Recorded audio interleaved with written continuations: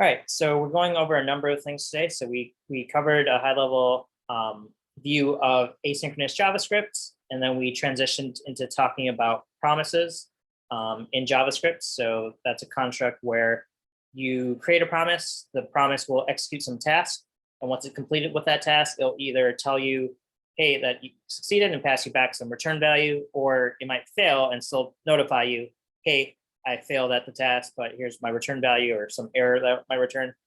So promises are an example of asynchronous JavaScript.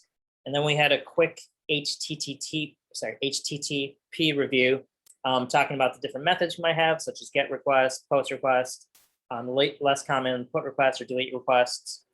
And we talked about the format, which we don't need to worry about too much, and then also status codes. So taking all those concepts, let's actually talk about the JavaScript Fetch API. So this is kind of like the main feature presentation of today's material. So yeah, let's kind of talk about it. First, I have a video to kind of share. I'm not sure if the audio will work, but I don't know if you guys have seen Mean Girls, but let's kind of take a listen. Gretchen, stop trying to make fetch happen. It's not going to happen. All right, I don't know if you guys can hear it on your end. I don't think my audio is set up correctly, but basically, there's a character named Gretchen Wiener, and then also Regina George. She's pictured here. She's kind of the Mean Girls leader. Other girls trying to make this word fetch happen, and Regina was not having any of it. So anyway, that aside, all right, we're done with this. So what is fetch? So fetch actually is cool. All the cool web developers use it. So fetch is a function that fetches some data for you.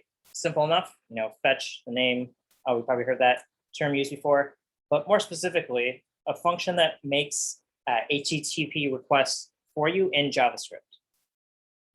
Fetch takes in a URL as a parameter, and then fetch returns a JavaScript promise.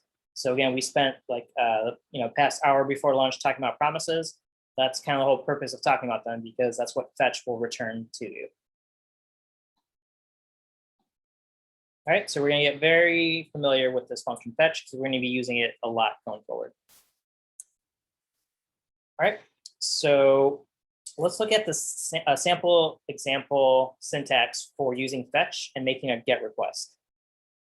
So to make a GET request, we simply, in JavaScript, call fetch and pass it some URL as a string. And then that should give us back our request object. And then once that request resolves, we'll get a response. Again, that response will be an HTTP response object. And then assuming that it's okay, so there's a method of, there's a parameter of okay. That means if okay is true, that means our status code is between 200 and 299. So that means the whatever response we got back from this fetch, we're good to go, and we can do something with the data that we got back. All right, so this is the basic syntax you'll see. You call fetch, fetch returns a promise, the promise will be processed, and then you get a response back. The little more complicated example. So previous example was a GET request. Notice that fetch you only pass it a URL for the GET request. That's because you're just trying to get a web page or something from the internet, and you get it back sent to you. Post request, you need a little more data for your fetch method. So you still pass it a URL that you want to post to, but you need to specify that the method is actually a post. So the first parameter is still your URL. The second parameter is a JavaScript object with a few key value pairs. So the method is the key, the value will be post. Also, you may want to provide some headers. In this case, we're sending something that is JSON. So in the headers, we'll have another object that specifies content type and application type of JSON. And then finally, we'll have a body. So remember, post messages usually have a body. So in this case, we're going to have some data. You can imagine what that data is. It could be a list. It could be some variable. Whatever we want to send along with our post request, we'll take that. We'll call Json.Stringify. Are you guys familiar with this Json Stringify? We've seen this before, right? But But yeah, so this will convert it to JSON objects that we could send across with our message. And then whoever receiving it can unpackage it if they want to parse it from anything other than JSON. So again, we pass a URL and some extra data, and then we do the same thing. We call the .then. So once the promise is fulfilled, as in we set and post HTTP request, when we get an HTTP response, we'll process it and then do whatever we want to do with that response. Excuse me. Okay, let's actually take a look at Fetch. Obviously better to look at code than just read some slides. So I'm going to create a new sample file here called fetch.js. And we're going to follow along from the curriculum page. So if you want to code along, definitely would encourage you to do so at this time. Then get to our fetch section on today's page. So normally fetch is something that is available through your browser.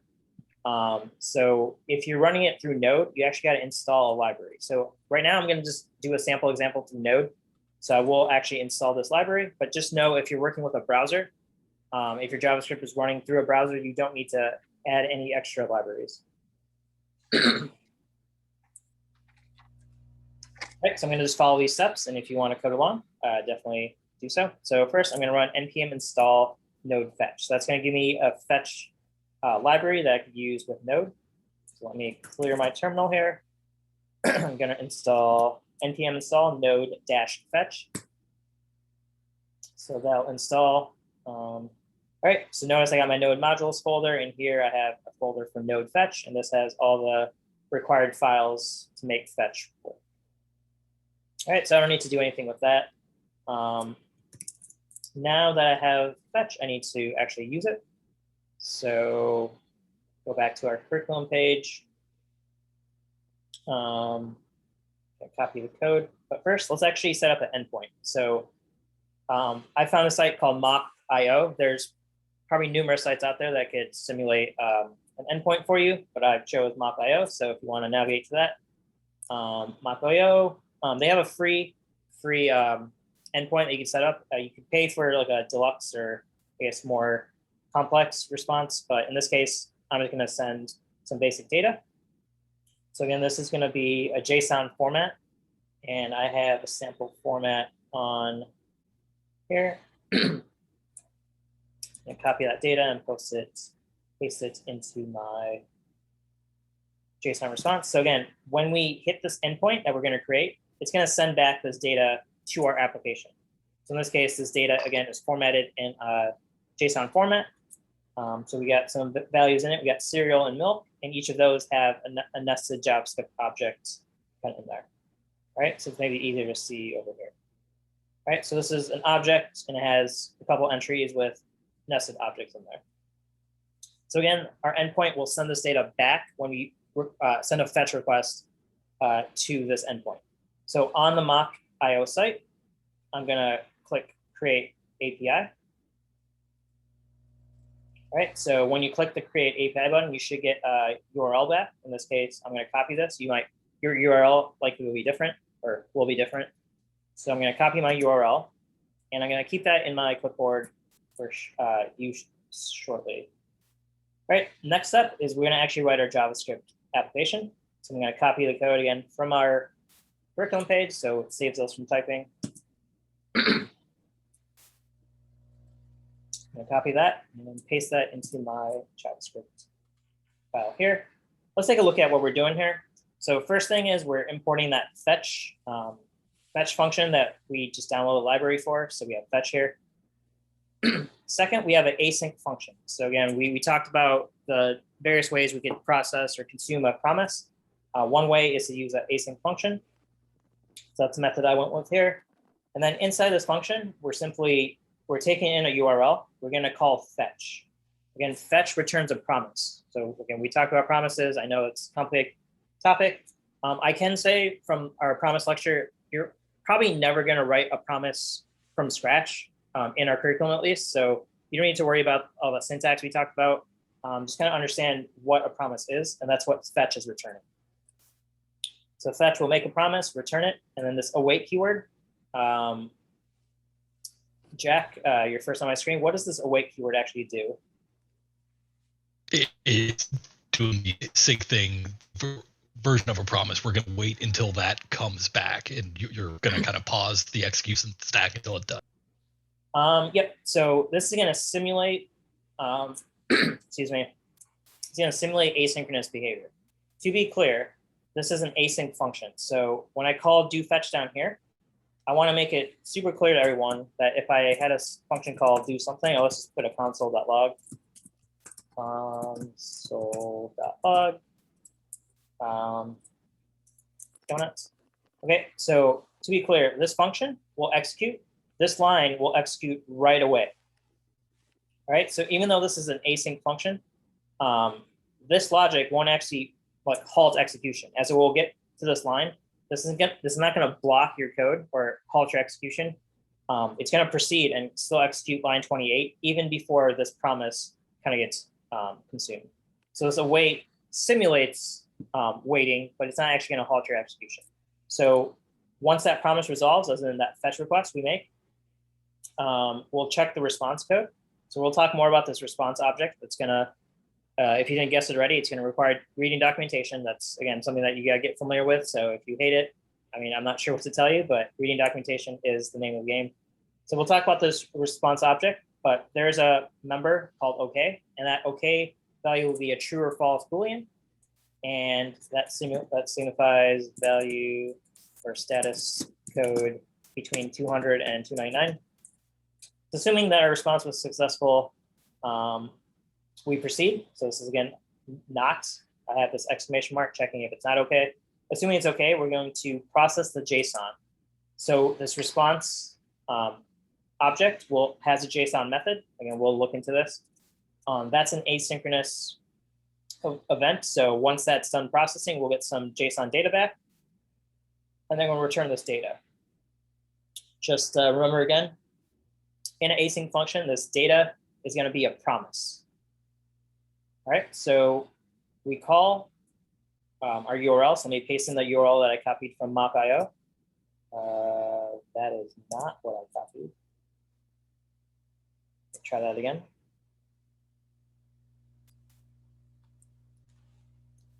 Right. Copy and paste. Should be easy operation, but I screwed it up somehow. All right, so that's my URL that mop.io generated. We're calling doFetch, which is a function I wrote, which basically wraps a fetch call. And then if there's any error, we're going to get that error and throw it again, which will be handled by this catch.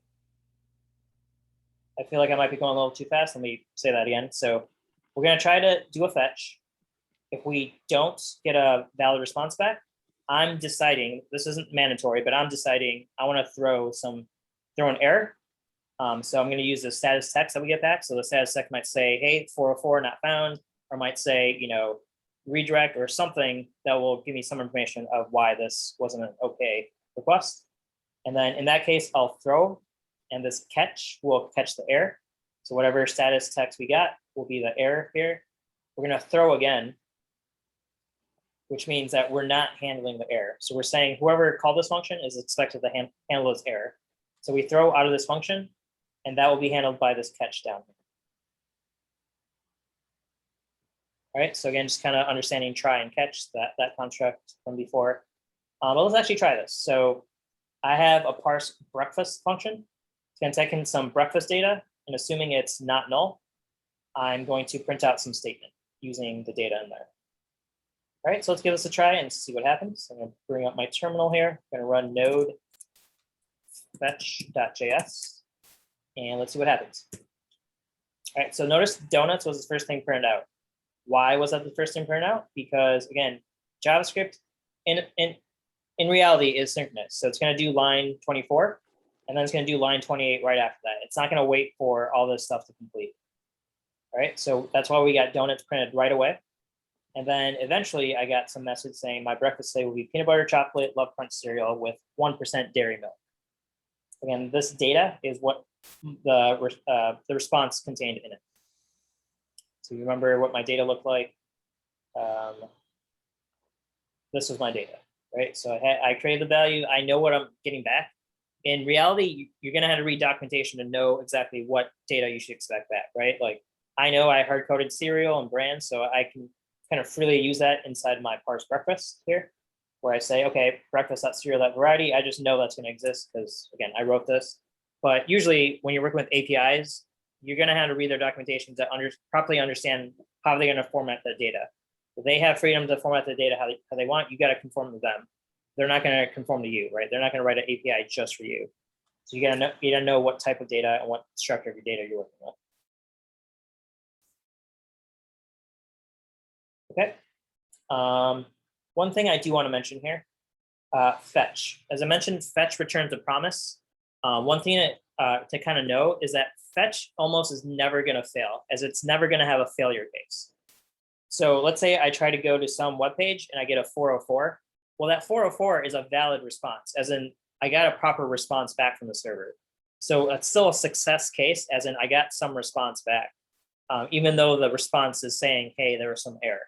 So again, fetch will not throw an error in most cases, unless something catastrophic happens, like a network error or something like that. So pretty much always you can get a successful return from this promise. But that's not the same as saying you're going to get a successful response back from the server.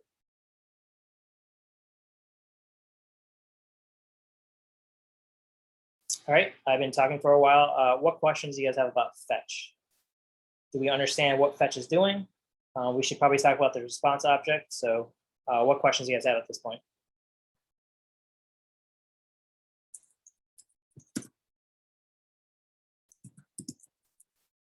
All right, so reading documentation.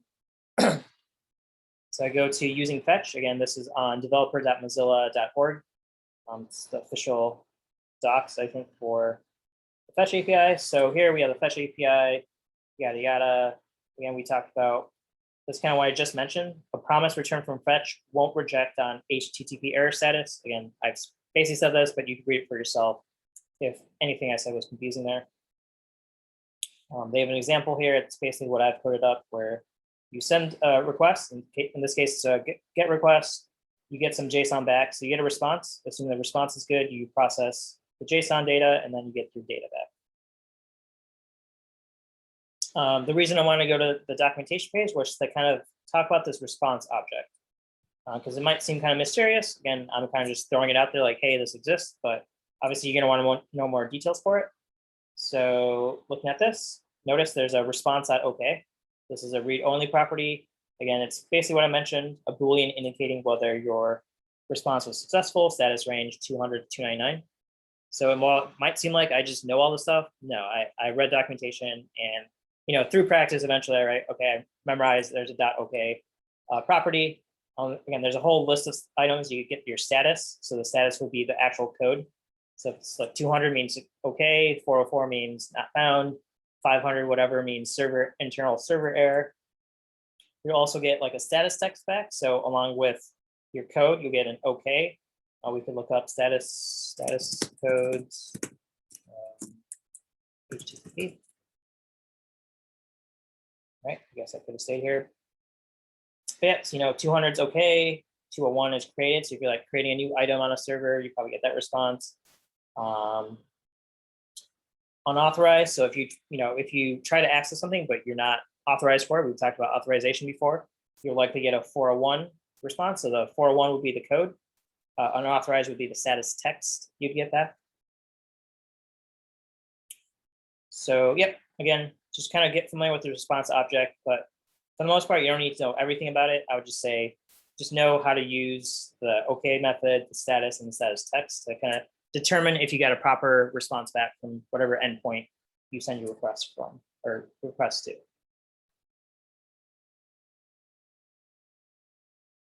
Right, again, there's a whole list of items here. I mentioned response.json.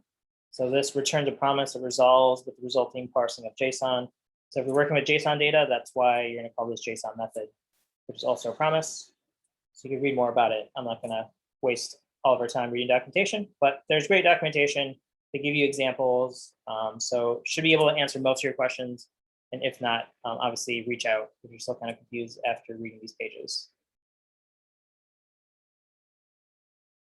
Okay, so again, this was my example, just to go over it one more time. I created this endpoint that's going to send me back some JSON data. I created a function called doFetch just to simplify my fetch logic here. So I pass in the URL, in this case is a mock.io generated endpoint. I get a response back. Again, this await keyword is going to wait for that response. So however long that response takes, whether it takes 2 seconds or 2 minutes, who knows? Eventually this will respond or get a response, and then I can check it and parse it for JSON data, assuming I got something valid back. What questions do you guys have about fetch?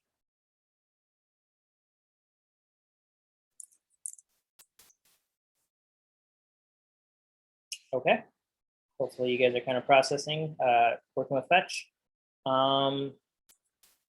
Let's kind of move on then. All right, so again, understand how the fetch works. It's pretty straightforward, I'd say, in terms of you just pass in the URL and you get a response back. Sending a post request is a little more involved, where you gotta have those headers. Just to go over that one more time. So a post, you're gonna specify a method. The default is gonna be get. So that's why for get request, you don't need this extra object.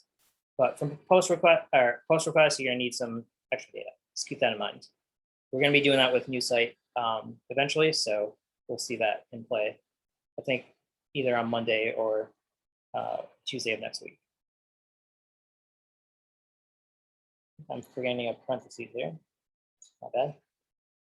Okay, so just to wrap up our fetch introduction then, and basically, I guess, our lecture from earlier from lunch, just know what asynchronous asynchronous code execution means. So that just means that you could handle multiple tasks in parallel instead of doing it one by one sequentially. So asynchronous kind of can improve your execution speed, assuming you have multiple tasks that are unrelated to each other. Also kind of understand what a promise is in JavaScript. Again, that's the idea of it's a construct, or I guess it's a mechanism where you're guaranteed a result no matter if it's true or false, as in successful or failure, you're going to get some response back eventually. So that's an asynchronous event. The promise will do some tasks. When it's done, it'll report back to you on its results. Also, we had a basic review of HTTP. So just kind of understand the basic request methods. Again, know when you should be making a get request, know when you should be making a post request, put and delete. They will come up a little bit later in our curriculum, but just know there's different methods and when to use each method to accomplish your task. Then HTTP is the protocol for communicating over the web. So kind of just understand what that's all about. And finally, we talked about fetch, how to use it. Again, it's pretty straightforward compared to all the other items we talked about. So fetch, you pass it the URL, it'll return you a promise. Once that promise is resolved, you'll get a response, HTTP response object back, and you can do whatever you need to do with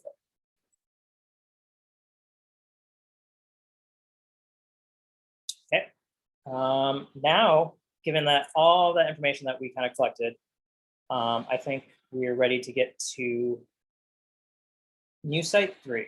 So I'm going to open up that link, and we're going to get started on this. So new site 3 is a continuation of the last 2 days where we started creating a new site website, and we added some functionality, more functionality yesterday. We're going to be adding more capabilities today. All right, so again, make sure you understand how to use fetch because we're going to be using it for this challenge.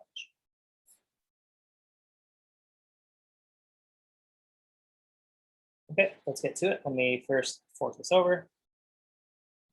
Fork.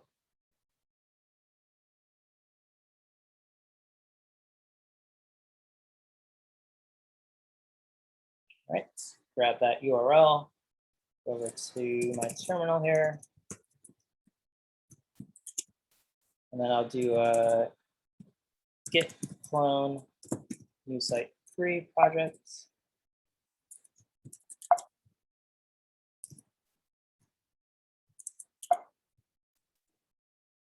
And then open up a code. All right, VS Code opening up. I'm gonna move this to a new window. All right, so let's kind of look at some of the additions here and follow along with what it's saying. So slightly refactor app nav, app details. Again, so you have 2 choices. I'd recommend using your own iteration from last 2 days. But if it's incomplete or you feel like you'd rather just use our pre-coded items, you're free to do so. So either copy over your own code. If you choose to use your own code, the files you want to copy are listed. Otherwise, you use the files that already exist in the project. Once you copied over these files, run npm install. Note if you run into a dependency issue. All right, so we might need to keep that in mind. I think I ran into that before. So, all right, let's go for it. All right, I'm going to run npm install. That should get my React libraries and anything else I need. So npm install. And that will obviously take a minute or two. So we'll let that run. Meanwhile, we can continue on reading our README. Again, if you have any questions, please ask away. So again, I've ran into this issue before where you get a dependency issue. So I might need to run it with this flag. All right, so what are we going to be doing here? So as part of new site 3, we provided you with like a mock server. So if you actually go to your files, you should see a folder called API_server. And here we've coded up, again, a mock server that's will enable you to send HTTP requests to, and you'll get a HTTP response back from the server. All right, so there's a bunch of data in here. You don't need to worry about what's in here. You can kind of dig through it and maybe change some values, but I wouldn't recommend it. But again, so that's our backend server. Just kind of accept it as this is a server. It works correctly. You don't have to add anything to it. But we have our React project files here. So again, public contains your index HTML. That's just your main page. But as a developer, we care about the source folder. And here we're going to be adding some changes to get this to work.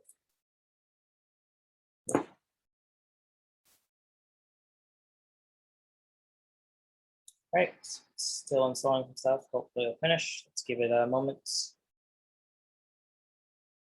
Meanwhile, since I do have some time, who do I have that I haven't talked to? James White, can you just give me a bearing on how you're kind of dealing with this information? Mostly, do you understand fetch? Did fetch make sense? And do you understand how promises work alongside with it? I feel like I'm understanding, like, until I actually start like kind of doing stuff on my own, I don't have like a really solid foundation of anything, but I feel like conceptually I have an okay grasp. Okay, yeah, that's good to hear. Again, yep, fetch. The whole idea is we're making a request on the web. We're trying to get some data back. That's the whole point of the internet, basically. So, all right, looks like this is.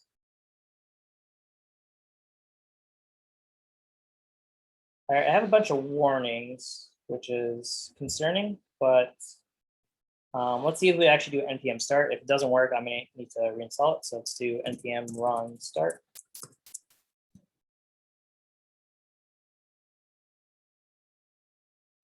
Okay, so we have 2 projects running. We have the server running at one location, and then your React front end running somewhere else.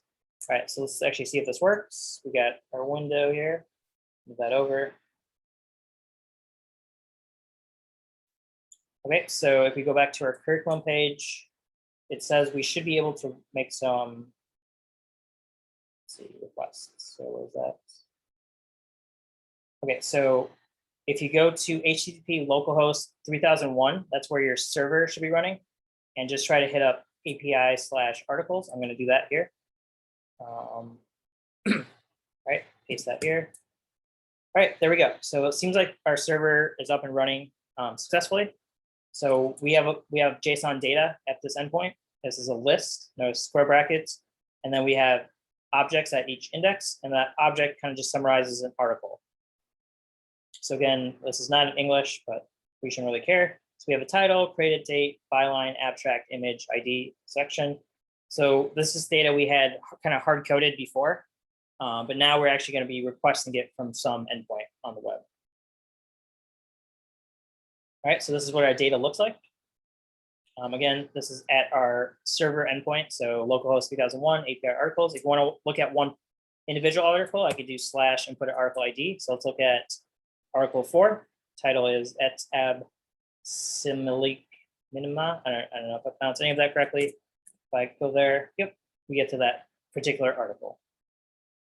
So we're going to go to this endpoint when we want one particular article versus we go to this when we want a list of all the articles. Okay, so again, just reading the curriculum page. Endpoint returns a list of articles. Articles may be filtered by any property through a request parameter called filter. The value of filter. All right, so we can filter the results so we don't get everything back if we are looking for something. In this case, for example, we wanted a byline looking for all articles by David Zucchino. We could send that along with our request. Okay, so the main point of interest for Untitled 3 is going to be editing this source/API/articles API.javascript file. And this is where we're writing some functions that's going to make use of our fetch API. All right, so they have another example of how to use fetch, but we already did some examples. So let's see, we need to implement these 3 functions. One is fetch article by ID. So given an ID, we want to get one particular article back. Also by section. So again, if you remember from our new site, we had multiple section tabs that we click on, like world or politics or business. So we should be able to get all articles for one particular section. And also if we want to filter, get all articles or filter those articles, we should be able to do so. So let's try to implement these because that's the bulk of our project here. So first, let me just copy these so I don't forget them. And then I'm going to locate my API folder underneath my source folder. And there should be a file called articles API.js. Go here. And okay, so these are kind of stubbed out for us. I don't know if I need these as comments, but I'll just keep them handy. Okay, so we have fetch article by ID. Again, to review, we want to hit up this endpoint for a particular ID. So let's say I put in 4. This is our endpoint. So whatever article ID is, we want to go there. So I'm going to copy this and let's see if we can write this out. So fetch article by ID. I'm going to do, let's see. I guess I'm going to make this an async function. So I think I could do async there. All right, so You can also, I think, put the async in front of the const as well. I'm not sure if that will work. Yeah, I don't think that works because we're creating a variable here that's going to hold some function. So the function has to be the async part, not the variable. But good thought there. So async, did I spell that correctly?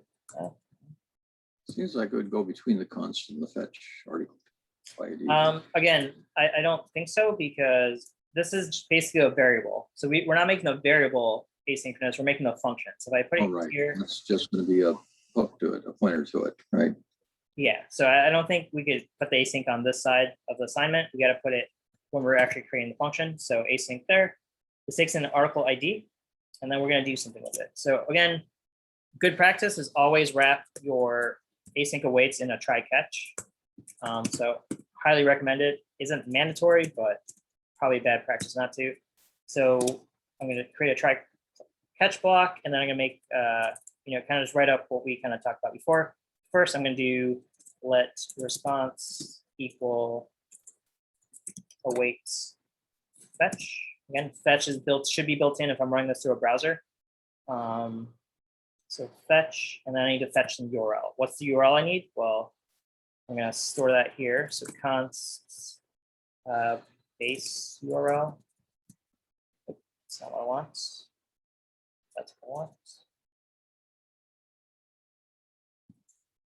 Okay, so that's gonna be my base. And then here I want to do base URL plus article ID. Let's see. Article ID tripleted.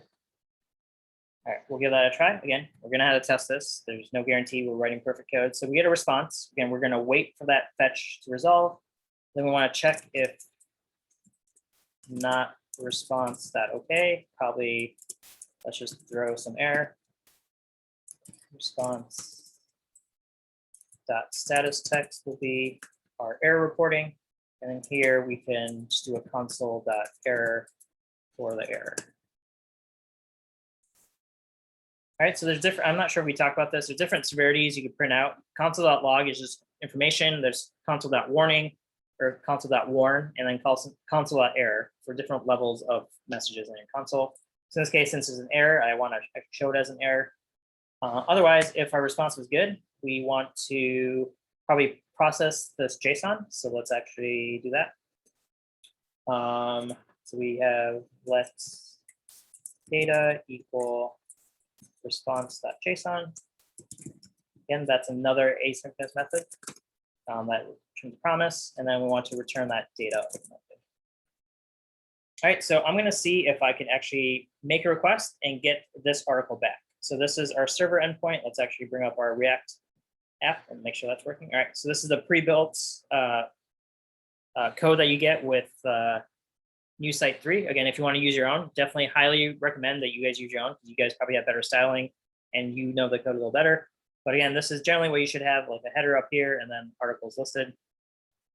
So the question is, can I get a particular article? Now I'm going to need to go to an article page. So let's see, article page, great. All right, so this is the stuff we worked on yesterday with the router where we can get the article index from the URL. So that's this.props.match.params.article ID. A lot of access in there.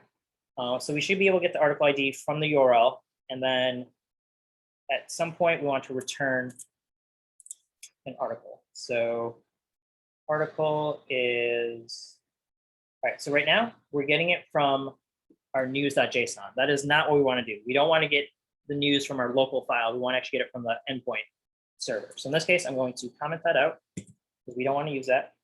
And instead, this is where we probably want to make a fetch request at some point. All right, so we need to get an article based on the article ID. I'm gonna scan this a little bit. Okay, so how do we do this? Let's take a look at our curriculum page. I believe you mentioned use effects at some point.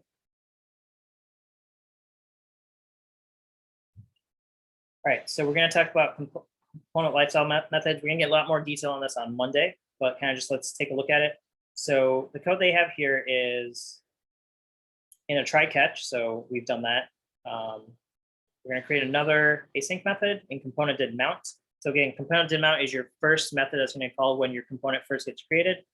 And then let's kind of copy them and go from there. So copy this and modify it.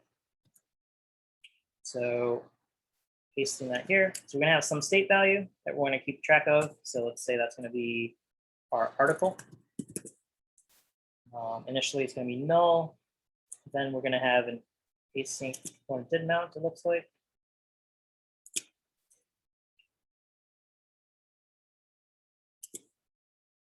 Okay, so here is where I want to, let's see, get the JSON. So that's going to be, so here we're going to use our API, articles API that we were coding up before. So articles API, we need to include it. So we can call fetch article by ID. Hopefully that's exported, it is. All right, so I'm going to go back to my article page. Instead of using, again, news.json, that was our hard-coded file. Let's import article API from .api, I gotta find this, .api / articles API. All right, so that gives us access to our API there. Here I'm going to call fetch article by ID. And then do we have an ID? So the ID is coming from our URL, so we should probably grab that above. I'll leave that here for now. All right, so first we get our article ID from our URL. Using that article index, we need to subtract 1, it looks like. Oh no, they already do that for us. My bad. So I'll pass it here. So we have article index, which we pass to our fetch article by ID. That, again, the job of that is to make that request to the server, get the data, and give us back the JSON once it's completed. So let's see. JSON, and it's going to be article. Okay, so article is now a state value. We're setting it to JSON object. Probably want to do JSON dot parse. We actually want it to be a JavaScript object. All right, if there's an error, we'll report it to the console. Otherwise, okay. Let's see if we can actually test this out. So I don't want to use article in this manner. I want to use this dot state dot article. Image, where's image coming from? It looks like it's coming from the article. So we'll do This dot state up there. yeah, but we need to make sure that article is not none. So this is something I'm betting most of you will run into at some point. If you initialize your item to null, you gotta keep in mind that render is gonna happen the first time. So, this promise won't complete by the time you get to your first render. So render will try to use this dot state dot article. So you need to make sure that you check it before actually accessing it. So I do this dot state dot article, make sure that is not null. If that is not null, then I'll actually grab this goodness out of it. Let's do an and actually. So and then. All right, so if that's valid, as in if this is not null and this is greater than 0, we're going to grab the URL. Looks like we're grabbing the second one. Otherwise, image will be null. And then. Hey, Ankur, I Yep. don't think that's what image was called in our new article, was it? Or is it still fetching from the same place? In the data you showed earlier, which is the URL was just stored in the image. Oh, you're totally right. Good catch there. So it's not multimedia. That saved me some trouble. So I guess if it hasn't, I guess this is either going to be empty string or nothing. So I guess we don't need to quite do all this.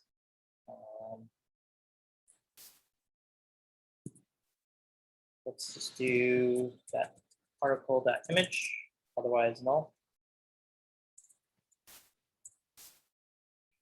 All right, so we get an image that way. Article index we don't need at this point.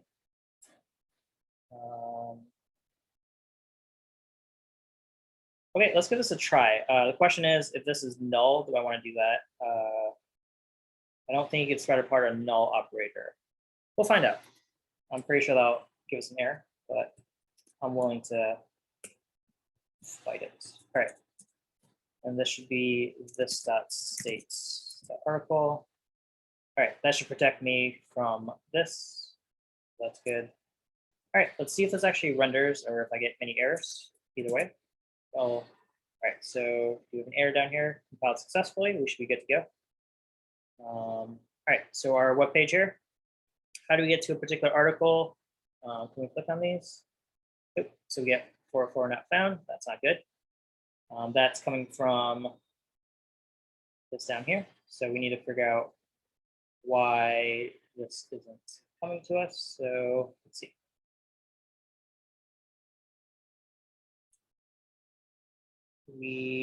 Let's try printing some stuff out. So we'll do a console.log index and article index we'll want to print out.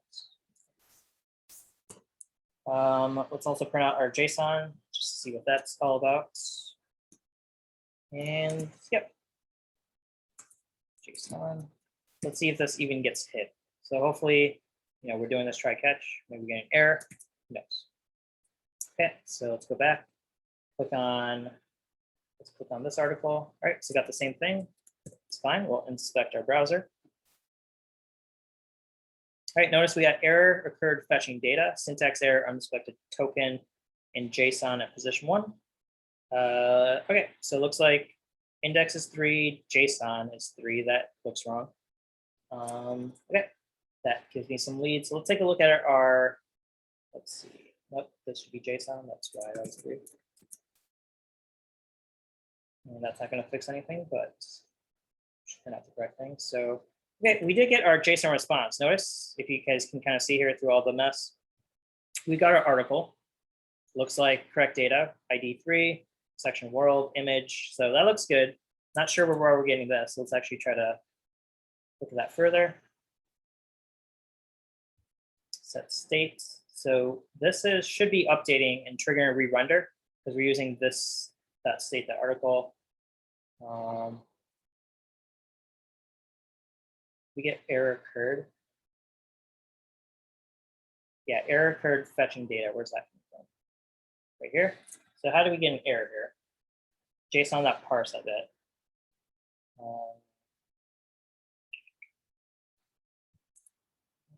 Doing that wrong somehow. Yes, can I just assign the JSON here? Maybe I can. All right, that fixed it. So it looks like I don't need to run JSON.parse.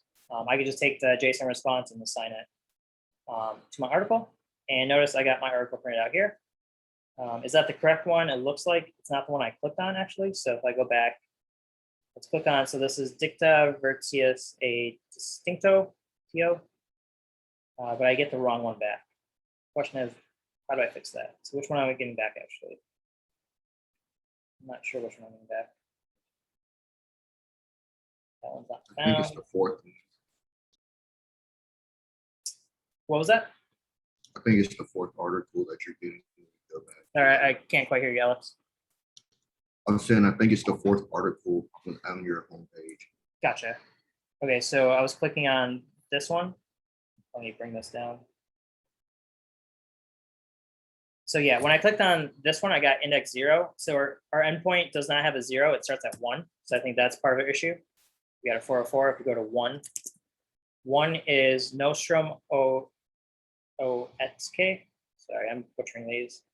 I'm not sure which one that one is. Oh, sorry. I think I'm an idiot. This is our hard-coded data still. We're not fetching articles from our endpoint. We are fetching it when we click on an article, so we're not going to expect it to be the same on when we click on it. So sorry, that's my mistake. So this is the second article, or this is the first article because it's index 2 - 1, I guess. So that's our first one. Let's kind of clean this up. So it looks like we don't need to change the index. So I think we're using index, which was where we subtract 1 because we had a list and we want it to be 0 based. But in this case, we want it to be 1 based. So I think in this case, we don't need to modify article ID. So that makes it a little easier. What else? Okay, so we're getting article ID. Let's take a look at our home page. Right, so I think that's working correctly. All right, we're getting an article by ID. Let's actually update our homepage. So our homepage is doing an articles list. So let's actually take a look at our component there. Article list, news. So we don't want to use news again, so that can go away.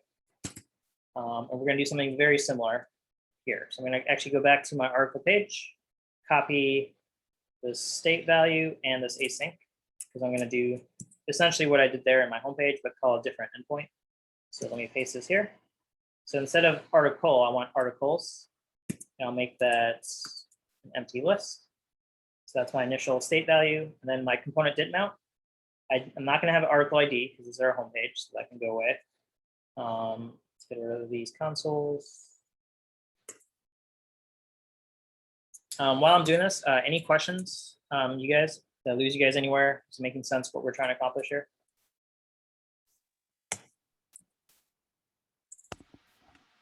So if I go back to my API, we had a method called fetch articles. That's what I'm going to implement next. Initially, I'm not going to bother with filters. I just want to be able to get all my articles. So I know that's going to look basically like this. The only difference is going to be my URL. So this is a good point where I might want to just create some reduced redundancy. So I'm going to create a method called let's do try fetch.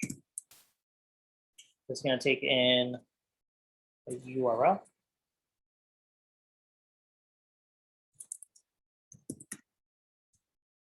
Oops, that should not be there. That should be here, URL, and that arrow function.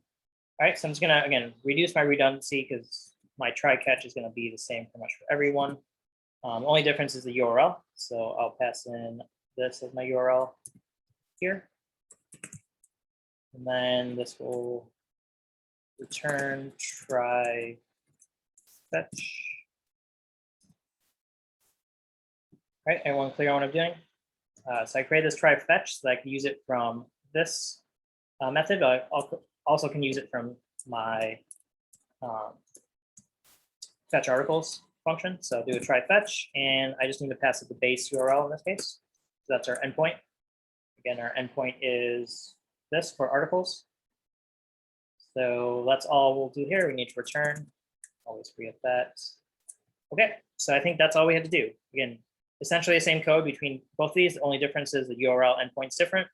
So let's test this out. So I have fetch articles. Go to my homepage. Again, I'm calling fetch articles, but I need to import that URL, or sorry, not URL, that API. So I'll do import article API from, and I gotta find that in my path. So things .API / article. And so we're just locating this file, importing it, so we can actually use it. We should get some JSON back, assign that JSON. Hopefully that works. Error. Otherwise, we should have this is going to be news. This is now going to be this.state.articles. All right. So again, we're not using that news.json. Okay. So we had this. Maybe I'll add it back, but we do not want to use this anymore. Okay. So we're substituting our article API call for our hard-coded news data. And then hopefully that should give us a list of articles. So let's actually try this out. Save that. All right, looks like I have no errors on here. That's promising, but never guaranteed. So if I go back to my homepage, oh, looks like our navigation isn't set up here. That's unfortunate. Okay, so I went to my homepage, nothing showed up. Try at the root. What was that? You're still in articles. I think it doesn't work with the way that the pathing is set up. Is it home? No, it just localhost 3000. Oh, well. Oh, is that our homepage? It's still not working. Okay. Okay, but each child should have a unique key. Okay, I messed that up. Check render method for information. All right, not sure that shouldn't be stopping us from loading. So time to investigate. And this is, I kind of enjoy debugging. Hopefully you guys enjoy debugging as well. But yeah, I know we've been going for almost an hour, so maybe we should take a break while I wanted to plug this together. So let's just take a break here. 1:55, let's take a 10-minute break. Be back at 2:05. We'll try to solve this together. And yeah, we'll continue on implementing our APIs here. All right, so see you guys in 10 minutes then. Thanks, Stephen. Would regretted that. Yeah, okay, so our homepage is currently not getting our list of articles. And so that's something we did change. We gotta figure out why it's not working. So going back to my homepage logic, let's see if we could figure that out. So what I added here, I added a state, one entry of articles that's initialized to an empty list to start off. Then we're calling that fetch articles API that we implemented, expecting some JSON back, and then we're assigning that JSON here. Question is, what's our JSON look like? So it's actually console.log, see if we're actually getting anything back. Always good to verify that. All right, we got compiled successfully down here, so it looks like we're good. Okay, let's see what our console says. So, okay, if you look at my console here, let me pull this up. We did get 40 items back, and I'm assuming there's 40 articles from our endpoint. It looks like all this is what I would expect. So we're getting our data for sure. There's something wrong with our React setup, it looks like, because our API call seems to be successful. All right, so our data is there. The question is, why is it not rendering to our front end? So let's try to figure that out. So we have articles here. We're passing this.state.articles, which is our data. Our handle title click should not change at this point. Anyone have any ideas? Anything I'm missing here?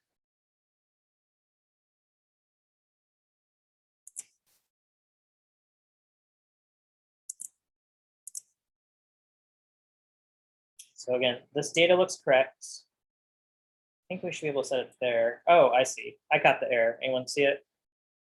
Articles, I was setting article here.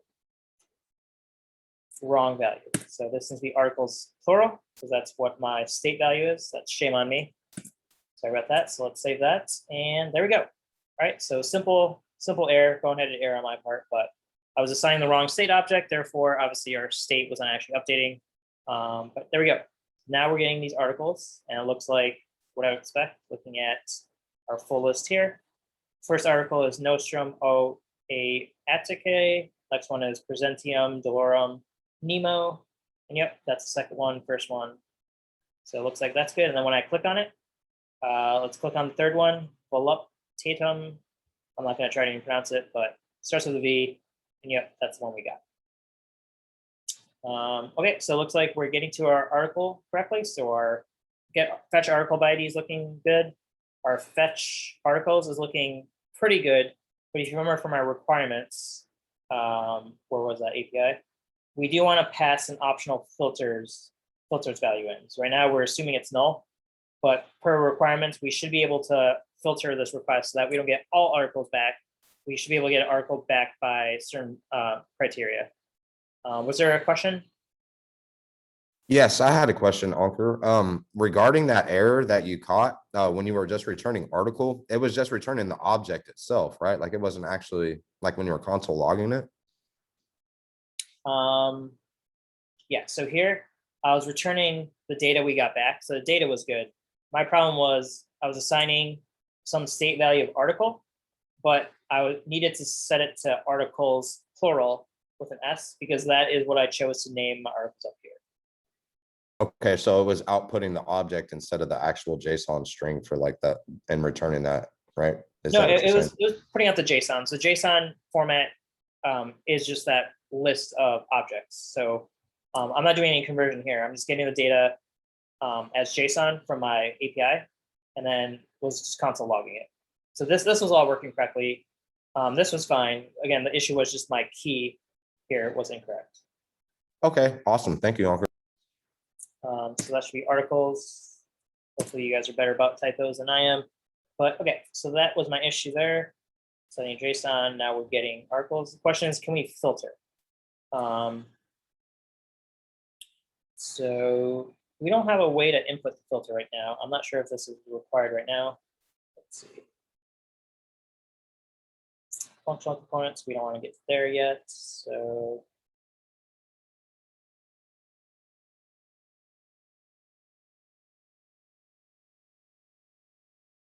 yeah, I'm not sure if we need to add filtering here. Let me quickly scan this. So filter.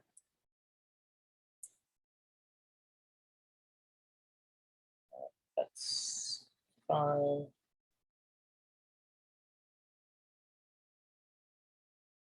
All right, I don't think we need to actually implement this. So let's actually, we could test out manually, but it's going to be, I don't think we have a UI. We could maybe add a UI quickly, so let's do it. Again, I don't think it's part of the requirements, but that shouldn't stop us. So if I go to my homepage, I'm going to add a new field. So let's add a horizontal rule. And I want to add an input field. So let's say, actually, I don't want to do that. Do I? Yeah, I'm just going to do it quickly. So if I add p tag, just say filter on this, and then an input tag. Let's see if we can actually test this out. So this will have an ID of filter input. Filter.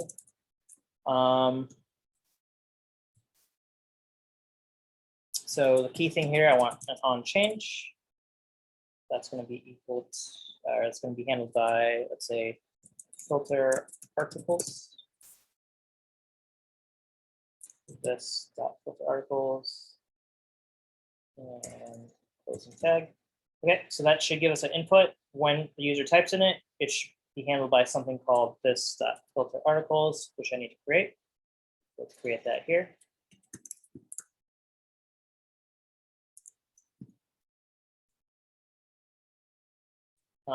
This will be, say, async function. I'm going to make it an anonymous function or a fat arrow function again. Synonymous names there. Let me move this here. All right, so this filter articles is going to basically take our input value. So if you remember, we're going to get some events. I'm going to call it E. And then our filter text will be equal to e.target.value. Again, just remember, this is some event object that's going to be passed automatically to our handler. And we should be able to extract the value out this way. Again, you can read documentation on the event object if you're curious about all the fields available, but get filter text, and then let's just do a console.log of the filter text right now. All right, let's test this out, make sure we actually capture the value. I'm going to save that. Okay, that looks like it works. Go to my home page. At the very bottom, there it is. I should probably put it on top, but let's type yellow. Okay, there we go. We got yellow in our console. It looks like our input's capturing the text correctly. Let me go back to my coding window. I'm going to move that input to the top so I don't have to scroll down all the time. That above.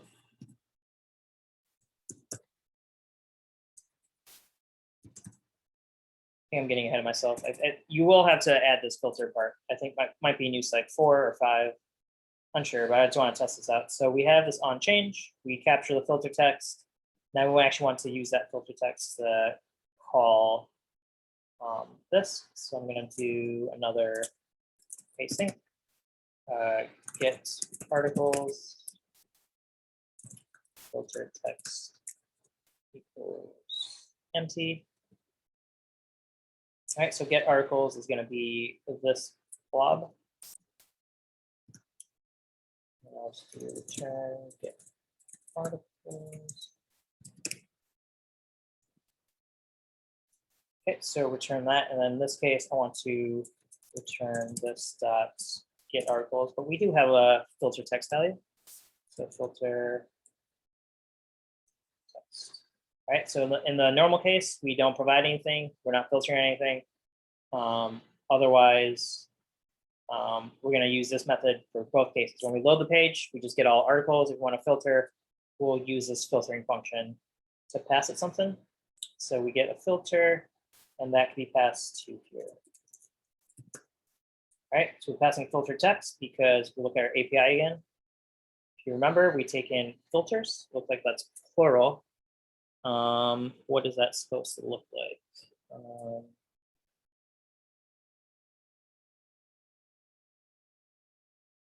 Let's see.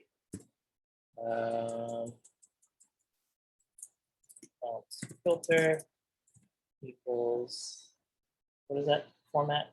So again, might not need to do this. I might kind of skip it, but all right, it should look something like this. So we need a where key and then a filter key and a filter value. So in this case, if you're searching by byline, you can do that. But let's say we want to only search the title. So I'm going to have where and title here. So let me just copy this.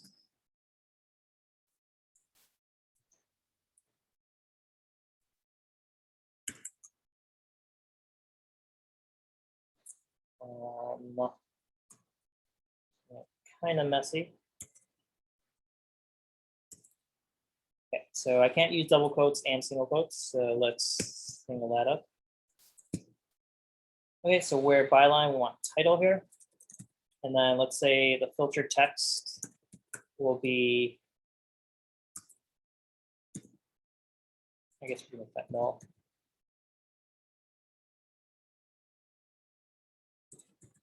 All right, so default's gonna be null now instead of empty string. I don't think we should be filtering on empty string anyway, but yes. Okay, go back to article. So we get, if it's not null, then so filter text. If it's not null, we want to supply this format. And then otherwise, if it's null, we just do empty string. Is that all we need? I think we need filter equals think that's right. So yeah, so we're adding this part to our URL. If you guys can kind of read that down here. We're adding this question mark filter and then specifying the filter criteria. So that's what I'm tacking onto my URL. So if we have filter text that's not null, or I think empty string should be fine. Not sure, we need to double check that. Filter, I think that should be fine, except this needs to be something else. Call this filter title. You guys with me still? So I'm passing in a filter value that's only going to filter the title. That's my decision. And we'll pass that in here.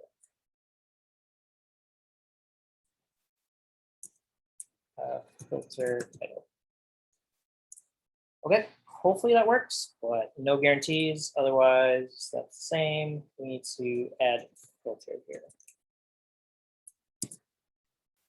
Okay, let's give this a try. Refresh. Hopefully this still loads. Okay, that's still loaded. I got an error because each child in the list should have a key prop. That's from article list. I'm going to ignore that for now. Okay, so our filter is at the very top now. Let's filter on. Let's find a word to filter on. Let's go with ear. I don't know what that means, but ear. Nope, we lost everything. It's not good.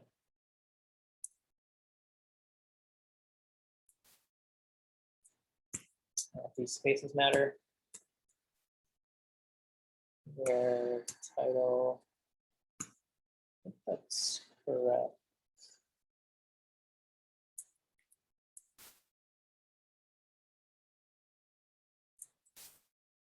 Nope.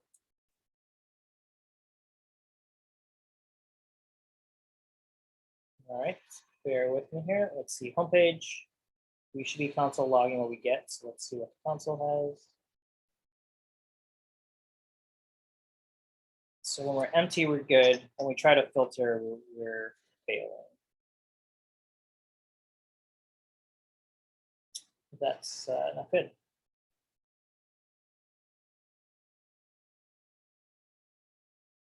Do you think we need a whole title?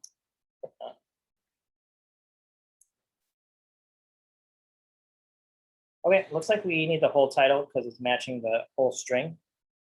That's not what I would expect, but yeah, so we got one article, so I guess you need to match it exactly. That's not what I would expect. I think you can have other options in your where clause, can't you? Yeah, I'm not sure how that works. Maybe I need to read my page again. So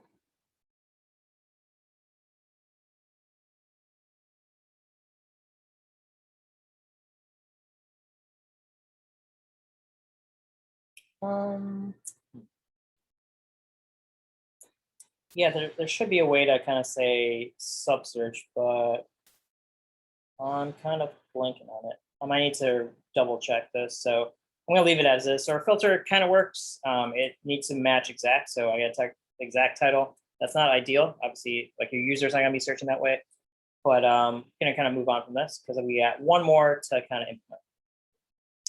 And that API is filter articles by section. So given a section, we need to get the articles. So let's do the same thing here. Copy this, drop this here. And let's say this is going to be section. And this will be section. All right, so very similar to what we're doing before. Section, filter. All right, so I think that's all I need to do there. Let's actually go to our, do we have section pages? Ankur, you still have a filter title on line 27. I think should be section. Thank you. Yeah, I'm not seeing a section page here. I thought that was part of news site 2. All right, we might need to create quickly. let's get more practice then. All right, so my pages, I'm going to create a section page. Section page.js. It's going to be a class-based component. So I'm going to shortcut that. React. Yeah. We'll call this section page. All right, so hopefully you guys are familiar with the format class. And the name you want to give it extends component. And then you need a render method to actually render something. Make sure you export your object there. Okay, so I think we're good there. Need to return something. This is going to be similar to my homepage enough that I will copy it.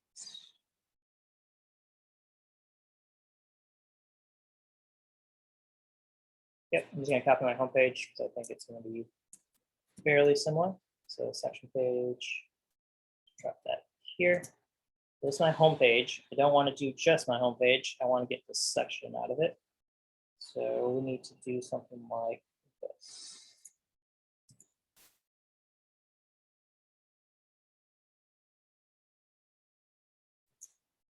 All right, so we need to strip off the section from the URL. Let's take a look at our router. I don't think we actually looked at it today. So our router is down here. Looks like we still don't have section pages here, so let's make that. Yes, correct me if I'm wrong. Was section page part of yesterday's challenge, or did we not implement that? Double check. We didn't. That was just Tom showing me like the answer to my question yesterday. Oh, okay. Didn't realize that. Okay, I guess that's maybe part of this challenge. So let's do section. Okay. It's going to render section page. All right, so it's added a new route. It's going to be article/section and then a section name. So assuming we want to grab that from our params, we're going to need to do params.match or match.params section name. All right, that should be the section name. Given that, we should be able to call filter articles by section. That's the name of our magic parameter or API. Grab this. If I'm going too fast, just let me know. So I'm essentially recreating the homepage, but updating it for a section. So I'm grabbing the API again here. We're still going to have a list of articles for each section.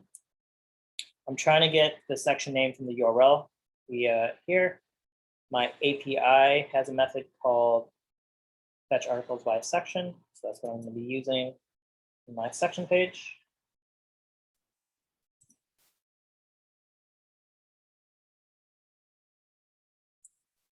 Okay, let me, before I get too far into this, I think I need to double check something. So let's check new site 4 and see what they want us to do. Oop, doesn't exist.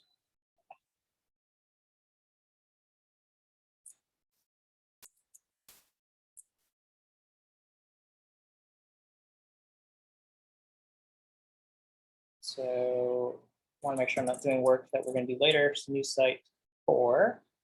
There you are. All right, so that's where our section page is in place. So it looks like I'm getting ahead of myself. We're going to do this on Monday, so I don't want to take away too much time right now. So I'm going to kind of abort this, but we still want to test these. So we do have a testing API here. So articles API.test.js. Let's see if we can actually run this. I might need to modify my code. But let's try running that. So I'm going to give up on my section page. Sorry for that tangent. Get out of here. Get out of here. Okay, let's take a look at our tests. So we're going to be writing those pages later.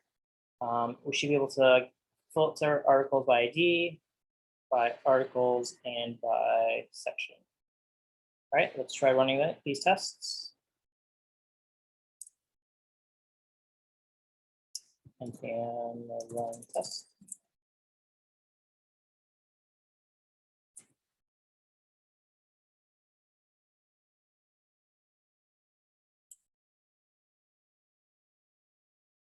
Okay, we failed.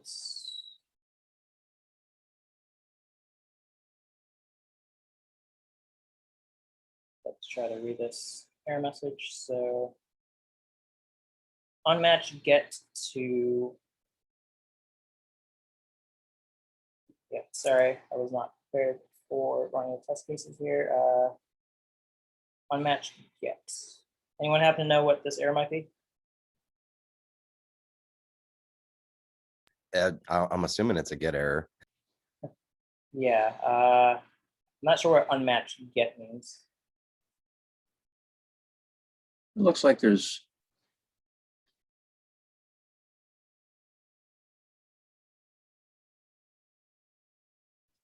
Maybe it's fetching something incorrectly. I'm not too sure.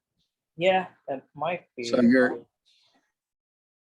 it doesn't just mean that it wasn't able to match the string in your HTTP. Oh, okay, yeah, that's probably what it means. So test functions cannot both take a done callback and return something that they've done. Yeah, I remember I had to deal with this before. I need to modify this. So see if I could dig this code up quickly.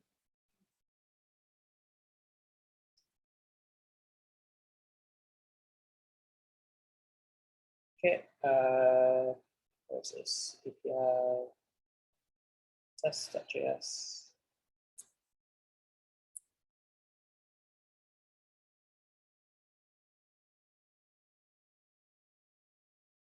All right, so might have to take this offline, but I'm not sure what this error means. So can't click done. Let's see. Text functions cannot both take a done callback and return something. Either use done or return a promise. So saying I need to return a promise. Let me see if I need to update my APIs then. So we are returning a promise because these are async functions. These are not async functions. Let's try, oh, they are. This one's not async. And async. See if that changes anything.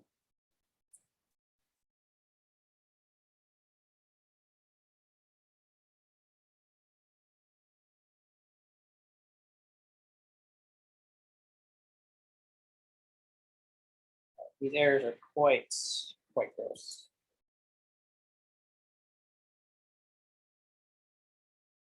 All right, let's hit the Googles. Test functions cannot both take it done and return something.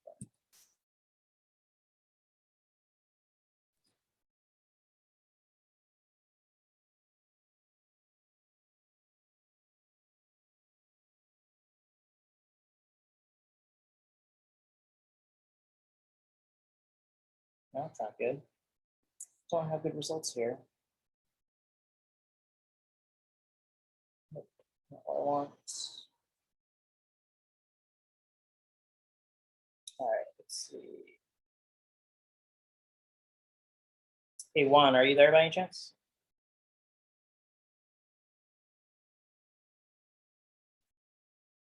I don't think we have Juan online. I know he was dealing with this before.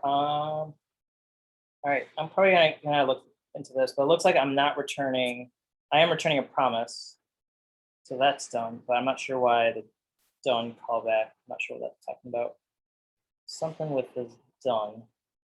So let's take a look what they're expecting. So let's do fetch article by ID. It's calling our API. So articles API should be imported. That looks correct. We're passing 1, and then this is getting the JSON. So it looks like the JSON should be returned there, which is what we're returning.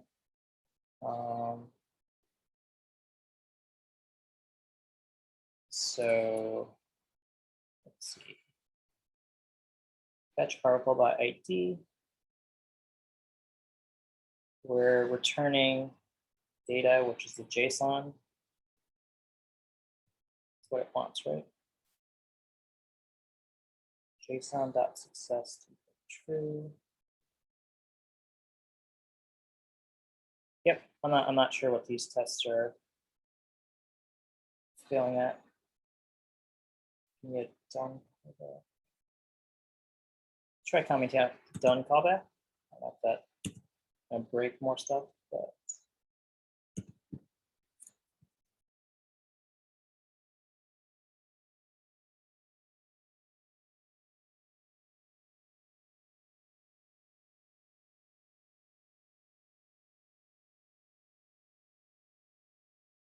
Nope. That didn't fix anything.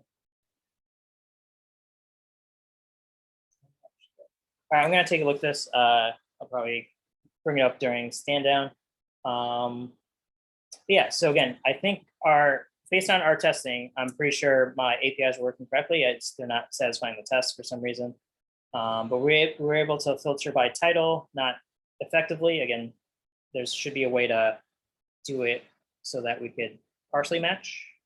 Might be covered in new site 4, if I still have that up. Filter. Yep, so it looks like we do I like. So that's what I was missing. All right, so that's something we could add in later. Title, other objects. All right, so I need to add that I like. Again, this is part of new site 4, so I'm not going to mess with it right now. But essentially, we're able to use fetch to get the data we wanted. I think that was our main goal for new site 3. Your big task is going to be also handling functional components. So if we go back to new site 3, that's not where I want to go. All right, new site 3, converting to functional components. This is going to be a challenge. I'd say definitely get it working, at least to the point where we got it. But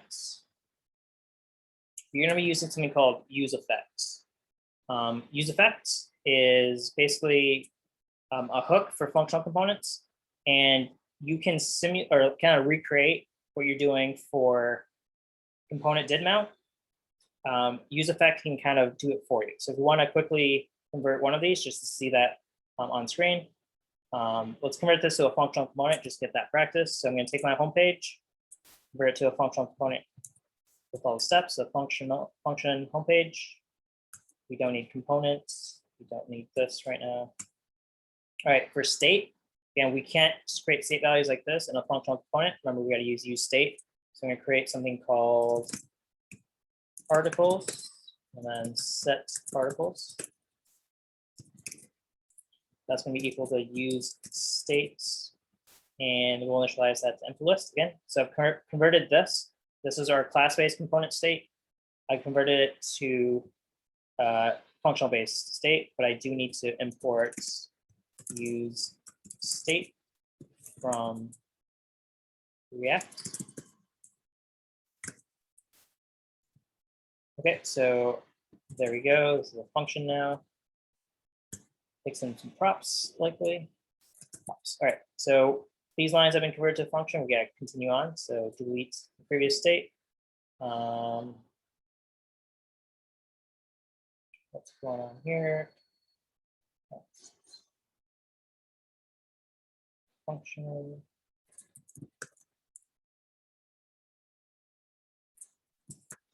All right, so this we can keep, but we can't use component did mount. Again, that is specific to class-based components. So this is not going to work. That's where we need to use something called use effects. So we're going to introduce it today. We're going to go to, for sure on Monday. So maybe we're a bit ahead of ourselves with new site 3 asking for it. Use effects takes in a method. The important thing is use effect. This method cannot be async. So we're going to need to call some async function, which we have up here. So we just call get particles. All right, so use effect takes in 2 parameters. One is a callback function. The other is a list of dependencies. So if you can just take my word for it, if you pass it an empty list, that in effect, that mimics components did mount. All right, so 2 parameters. One is what you actually want to do. The second is called the dependency list. So if we look at use effects, we get some documentation on it. Use effects React.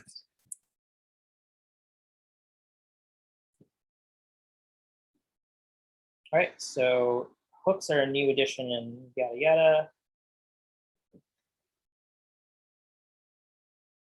All right, so component did mount.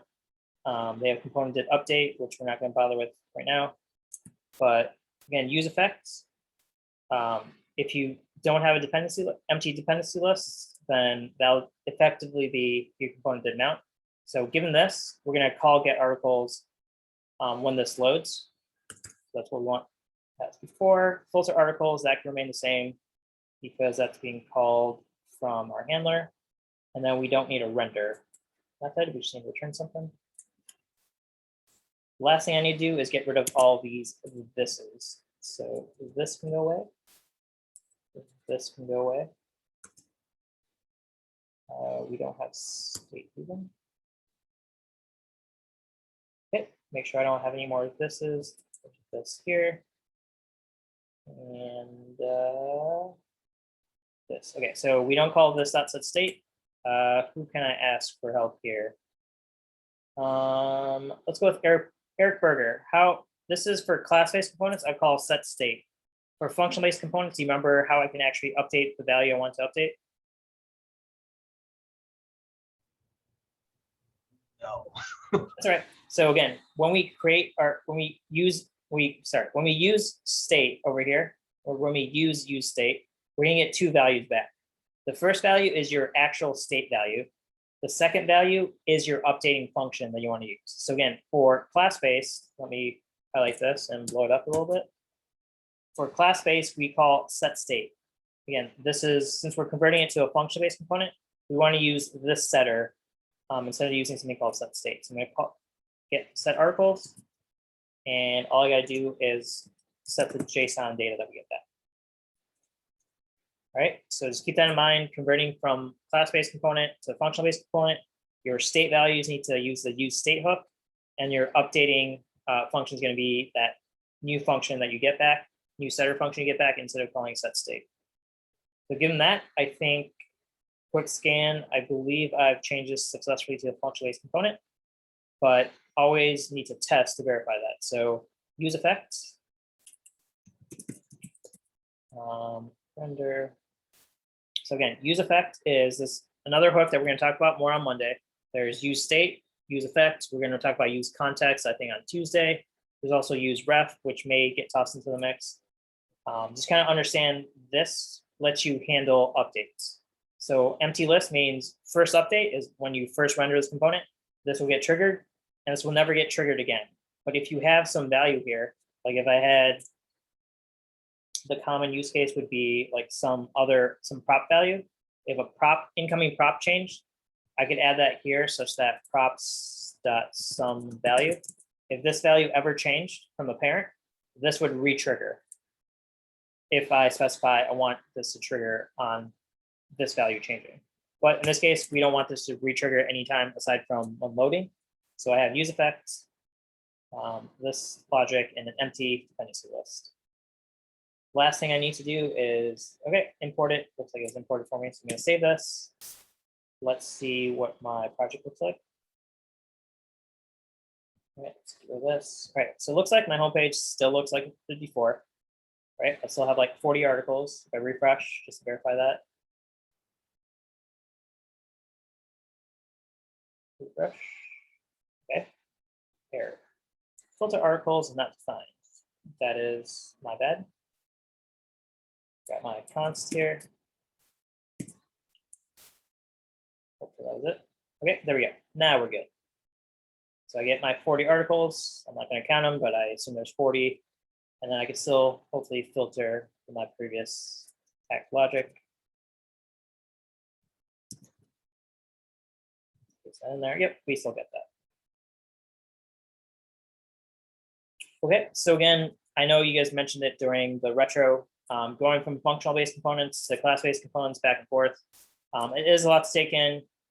I'm not sure anything I could say to kind of make you feel better. It's just there's two different ways that you can do it, and you kind of got to just understand how to do them both. Luckily, it's not too much different.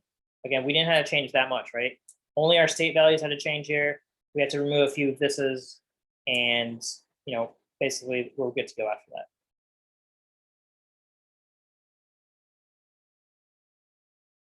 All right, I'm gonna start wrapping up the lecture here then. I know it's been a long lecture day.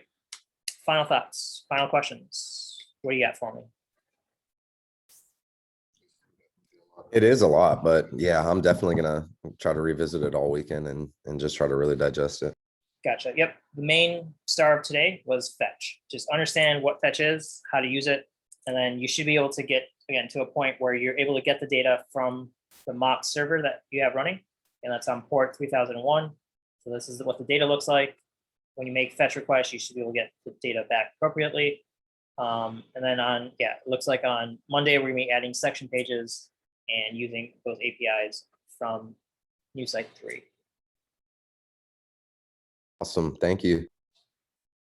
Okay, any other questions? Again, the async JavaScript stuff, don't worry too much about that. Promises, kind of understand promises. Again, you're not gonna have to create promises yourself, but fetch returns a promise. You should understand the concept there.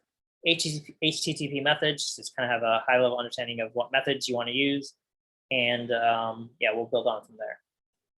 Okay, yep, long lecture day. Let's stop it, call it ending point here.